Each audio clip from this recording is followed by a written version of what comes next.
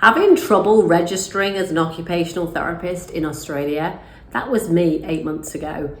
A qualified occupational therapist planning to move to Australia. But how can I even get it? Will I even get a job? What's the process like? These were all the questions I was asking myself. But lo and behold, when I searched through online, I could hardly find any videos that would help. So that's why I decided to make my own. First of all, it's actually quite straightforward in getting a job in Australia, as long as you interview well and that you have the experience companies are looking for. It took me 8 months to get fully registered, and here's how. Number 1, get your limited supervised practice approved.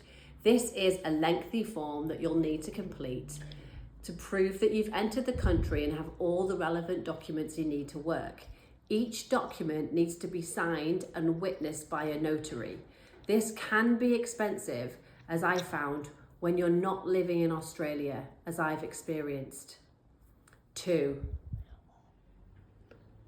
complete the OTC template within 2 weeks of starting a job.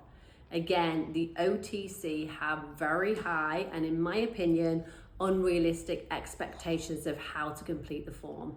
My advice would be to read each section carefully and try and explain how you'll meet their professional competencies as needed. Number 3, submit your midway report. Again, this will be approved by your supervisor and an assessor from the OTC.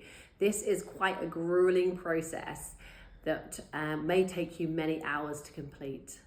Number 4, submit your final report to OCT. They will invite you to submit your final report, which includes all the evidence that you have to show that you are competent to work independently as an OT in Australia. The AHPRA organisation and OTC will work alongside to decide if your application is approved to work as an occupational therapist in Australia. The process is very lengthy and it is very tough. As you can tell, I'm a UK citizen, and personally, I wish somebody would have explained the process before I entered Australia. I have since learned that other OTs go through the New Zealand route, which I've heard is a lot easier to complete. However, I'm here to help. So if you need any further advice, please subscribe below and comment in the section.